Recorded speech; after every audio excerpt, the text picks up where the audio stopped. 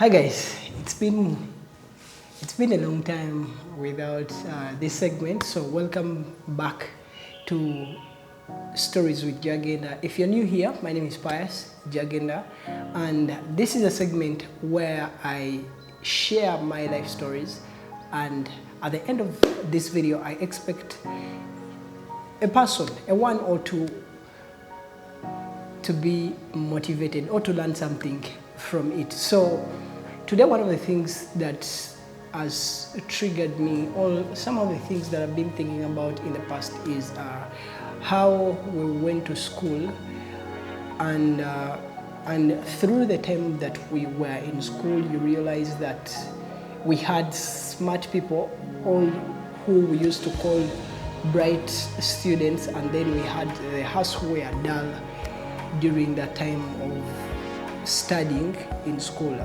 But also, how were you able to know that you're dull, and how were you able to know that someone is bright? That was because most of the times the bright students used to sit in front of the class, and the dull students sometimes used to sit behind the class.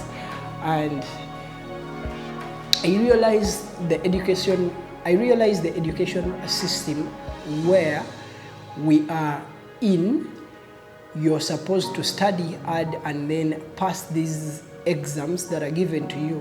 And once you fail, instead of you being corrected, or instead of you realizing, oh, I failed, I need to look for answers, I need to put in more energy, more efforts, you're beaten, like you're caned. And there were all these other punishment that followed at the end of the year.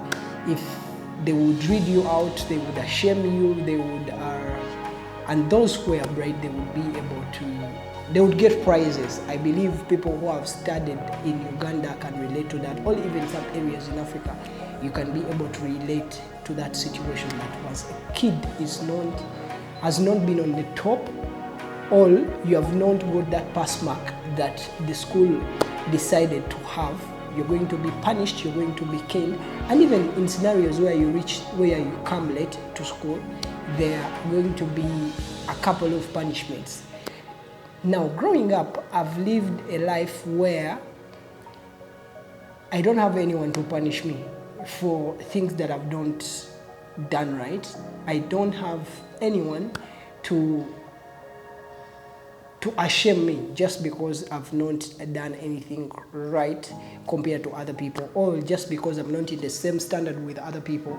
No one is here to shame me, or even to blame me why I've not been able to execute or to move on the speed and pace other people are moving on.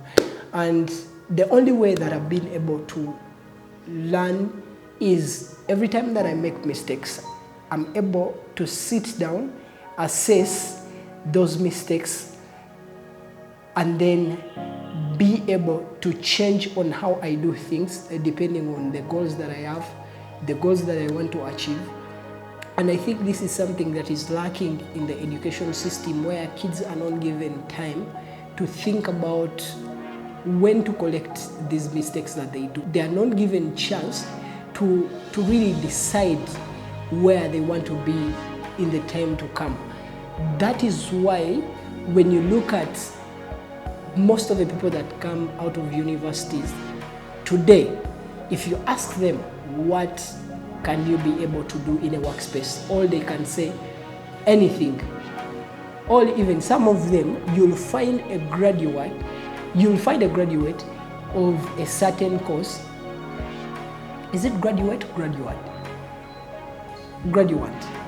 You'll find a graduate who is from a recognized university, but in the workspace they have to learn again. Like, it's like this person has never studied anything.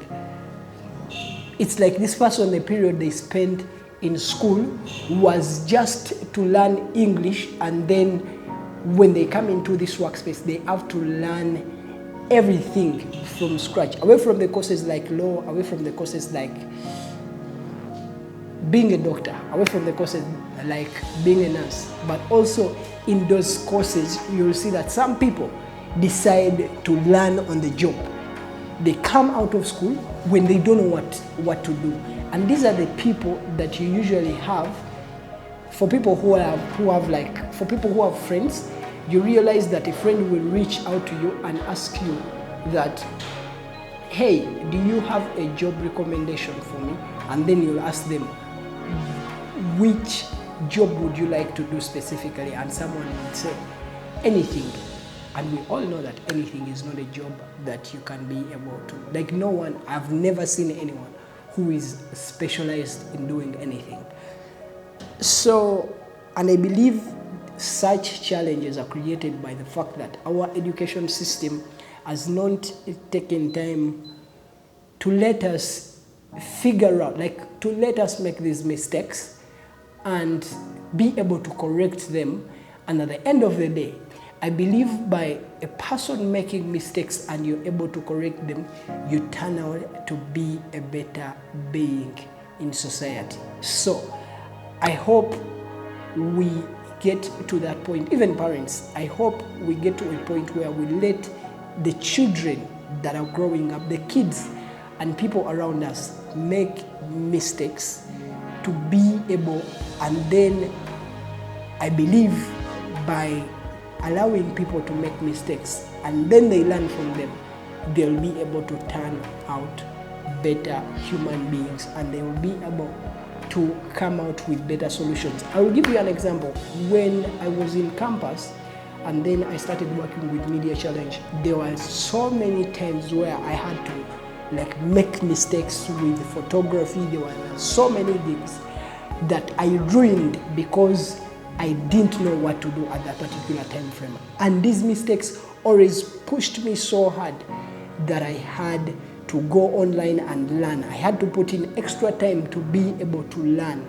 And I believe this is how other people can be able to find solutions on their own after them making mistakes. All in all, I don't believe in situations where the kid is supposed to be beaten to not touch the fire. But I believe that the better way to teach a kid that fire burns is by letting that kid touch the candle.